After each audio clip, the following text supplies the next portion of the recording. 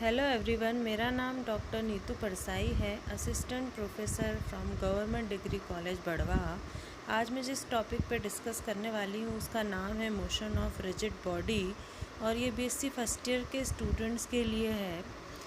यह फिजिक्स के प्रथम प्रश्न पत्र का यूनिट 4 से लिया गया है। सबसे पहले हम रिजिड बॉडी के बारे में बात करेंगे। जैसा आप सभी को पता है, रिजिड बॉडी वो बॉडी होती है जिस पर कोई भी एक्सटर्नल फोर्स लगाया जाए उसके पार्टिकल्स के बीच में रिलेटिव डिस्प्लेसमेंट ज़ीरो होता है। यदि रिलेटिव डिस्प्लेसमेंट हो जाता है तो ऐसी बॉडीज़ को हम डिफॉर्मेबल बॉडीज़ कहते हैं। एग्जाम्पल के रूप में हम एक स्टोन ले सकते हैं। यदि हम स्टोन पर एक्सटर्नल फोर्स लगाएं और उसका शेप चेंज करने की कोशिश करें तो वो नहीं होगा। ऐसी बॉडी को हम रिजिड बॉडी कहेंगे। इसके विपरीत यदि हम एक फोम लेते हैं और उसे हाथ से प्रेस करने की कोशिश करते हैं तो उसके पार्टिकल्स के बीच में रिलेटिव डिस्प्लेसमेंट होने के कारण उसका शेप चेंज हो जाता है। रिजिड बॉडी में मेनली दो तरह के मोशन होते हैं। इसमें से पहला है ट्रांजिशनल मोशन, जिसमें बॉडी स्ट्रेट लाइन में मूव करती है और इस तरह के मोशन में बॉडी के हर पार्टिकल का डिस्प्लेसमेंट और वेलोसिटी सेम होता है। For example motion of a train. अब हम एक रिजिड बॉडी कंसिडर करते हैं जो ट्रांजिशनल मोशन कर रही है। इसके कोई भी दो पॉइंट्स ए और बी हम ले रहे हैं। किसी भी टाइम टी में इन दोनों पॉइंट्स में होने वाला डिस्प्लेसमेंट सेम होगा। अब हम सेकंड टाइप ऑफ मोशन के बारे में बात करेंगे जो कि रोटेशनल मोशन है। रोटेशनल मोशन में रिजिड बॉडी एक फिक्स पॉइंट या एक्सिस के अलोंग रोटेट करती है। इस तरह के मोशन में लीनियर डिस्प्लेसमेंट हर पार्टिकल का अलग अलग होता है और यह डिस्प्लेसमेंट जैसे जैसे एक्सिस से पार्टिकल की डिस्टेंस बढ़ती जाती है वैसे वैसे बढ़ता जाता है। इसी प्रकार पार्टिकल की लीनियर वेलोसिटी भी एक्सिस के साथ डिस्टेंस बढ़ने के साथ साथ बढ़ती जाती है। इस तरह के मोशन को एक्सप्लेन करने के लिए हम रिजिड बॉडी में एक पॉइंट कंसिडर करते हैं जिसकी मोशन को हम पूरी रिजिड बॉडी के मोशन के इक्विवेलेंट मान सकते हैं। इस पॉइंट पर रिजिड बॉडी का एंटायर मास सेंटर्ड होता है, इसलिए इस पॉइंट को सेंटर ऑफ मास कहा जाता है। रोटेशनल मोशन के एग्जाम्पल हैं मोशन ऑफ व्हील और blades of fan. Consider a rigid body doing rotational motion along the axis of rotation situated at point O. The displacement of particle K is more than the linear displacement of particle P, as the distance of particle K from axis of rotation is more than that of P. Angular displacement of both the particles are same, represented by angle theta. यहाँ पर ये बात ध्यान देने वाली है कि rotational motion में axis of rotation rigid body के अंदर होता है, जबकि सर्कुलर मोशन में axis of rotation rigid body के बाहर लाया करता है। इसके लिए हम एग्जांपल ले सकते हैं motion of earth. When earth revolves around its own axis it is called rotational motion, but when it revolves around the sun it is called circular motion. अब हम एंगुलर वेलोसिटी के बारे में बात करेंगे। In rotational motion the angle turn by a particle in unit time is called its angular velocity.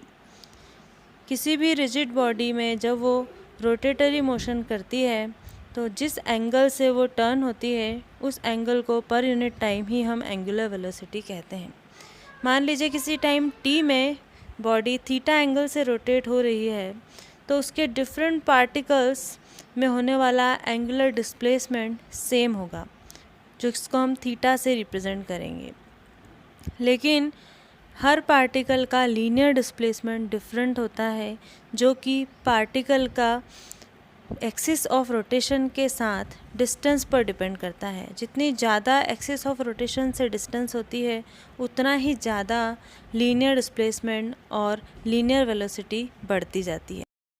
लेकिन हर particle की angular velocity same होती है और इसे हम ओमेगा से रिप्रेजेंट करते हैं।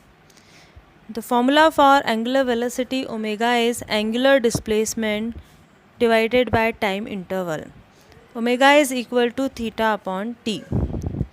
The linear velocity v is defined as linear displacement divided by time interval, and linear displacement for any particle k in time t is km.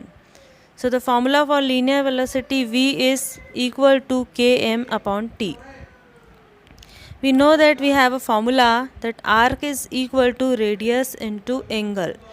The arc is equal to km and radius is r and angle is theta, so km is equal to r into theta. To put this value in the linear velocity equation, v is equal to r theta divided by t, and theta divided by t can be written as omega, so linear velocity v is equal to r omega. Since omega is constant for every particle, linear velocity v is proportional to the distance of particle from the axis of rotation. Angular acceleration. Angular acceleration is defined as the rate of change of angular velocity with time t.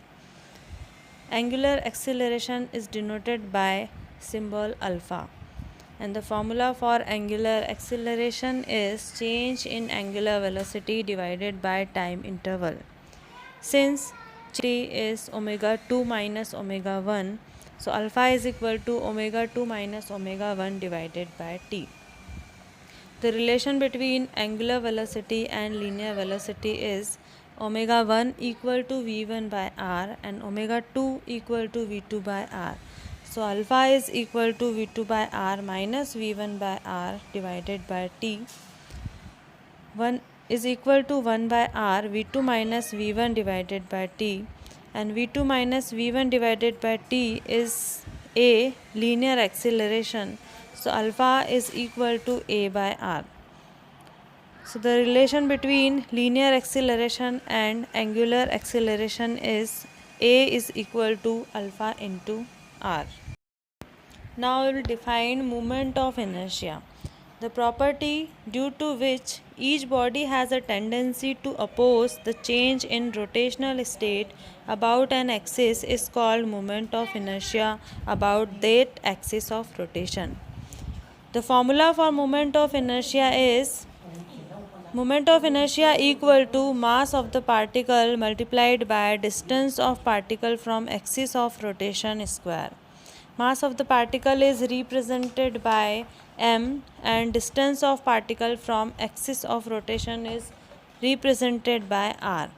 So formula is I equal to mr. If we have various particles having masses m1, m2, m3 and so on, then the moment of inertia of entire body will be equal to sum of moment of inertia of each particle. I is equal to m1 r1 square plus m2 r2 square plus m3 r3 square and so on. It can be written as I is equal to summation of m r square. Now let us discuss radius of gyration. When we discuss about the rotational motion of rigid body, we consider that there is a point on which whole mass of the rigid body is concentrated. That point is called center of mass. Centre of मास की axis of rotation से perpendicular distance को ही radius of gyration कहा जाता है. यदि उस point पर हम मोमेंट ऑफ इनर्शिया निकालें तो we have a formula I is equal to mk square, where m is the mass of the whole rigid body concentrated at centre of mass and k is the distance of center of mass from axis of rotation. Therefore, k can be written as k equal to under root I by m. We know we have a formula for moment of inertia that I is equal to summation of m r square. So k square can be written as equal to summation of m r square divided by summation of m. Summation of m r square can be written as m1 r1 square plus m2 r2 square plus so on, divided by summation of m can be written as m1 plus m2 plus so on. So formula for radius of gyration k is equal to under root of m1 r1 square plus m2 r2 square plus so on, divided by m1 plus m2 plus so on. Now let us discuss theorem on moment of inertia. The first theorem is theorem of perpendicular axis. इस theorem के अनुसार किसी rigid body के plane में स्थित दो perpendicular axis के along moment of inertia का योग उस प्लेन के परपेंडिकुलर एक्सिस के अलोंग मोमेंट ऑफ इनर्शिया के बराबर होता है. Therefore, if we have three axes x, y and z, then Ix moment of inertia is and Iy moment of inertia along y-axis, the sum of two Ix plus Iy is equal to Iz moment of inertia along z-axis. Now consider a particle of mass m of a body which is situated at point P. P is in xy plane and the distance of P from x-axis is y, from y-axis is x and from z-axis is r. Then from the Pythagoras theorem, r square is equal to x square plus y square. When we multiply m both sides, mr square is equal to mx square plus my square. Summation of mr square is equal to summation of mx square plus summation of my square. This is the summation of mr square is the formula for Iz, moment of inertia along z-axis. Summation of mx square is equal to Iy because the distance of y-axis from point P is x.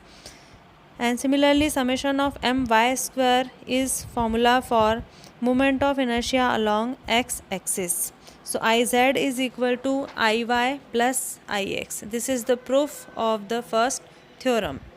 Now come to the second theorem, theorem of parallel axis. According to this theorem, the moment of inertia of a body about an axis of rotation is equal to sum of moment of inertia of body about a parallel axis passing through center of mass of the body and product of mass of the body with square of perpendicular distance between two axes. यहाँ पर यदि IO moment of inertia है point O के along axis और IC moment of inertia है along the axis of rotation eight point C और M जो है वो रिजिड बॉडी का मास है और L और C के बीच की परपेंडिकुलर डिस्टेंस है. इस केस में I0 is equal to IC plus ML square. अब हम इसे प्रूव करेंगे. इसके लिए सबसे पहले हम I0 की वैल्यू निकालेंगे. Moment of inertia about axis passing through point O. The formula is I0 is equal to summation of m into OP square, where OP is the distance between O and P. Similarly, the moment of inertia about axis passing through center of mass C is equal to IC equal to summation of m into CP square. If we draw a perpendicular PQ from point P on C, then from Pythagoras theorem, OP square is equal to OQ square plus PQ square. We can split OQ as OC plus CQ. So OQ square is equal to OC plus CQ whole square plus PQ square. OC plus CQ whole square is equal to OC square plus CQ square plus 2OC into CQ plus PQ square. OC square plus CQ square plus PQ square is equal to CP square. So we can write CQ square plus PQ square is equal to CP square here. So we have OP square is equal to OC square plus CP square plus 2OC into CQ. We multiply m both sides, then we apply summation both sides. So we can write here as summation of m g into CQ equal to 0 because the moment of weight mg of the body about center of mass is 0. So we put here 2OC summation of m CQ is equal to 0 in this equation. So I0, which is summation of m OP square, is equal to OC square summation of m plus IC, which is formula for summation of m CP square. So summation of m can be written as capital M So final formula is I naught equal to ml square plus IC, which is proof of this theorem. Thank you very much guys for listening patiently. Please comment your feedback so that I can improve myself. Goodbye.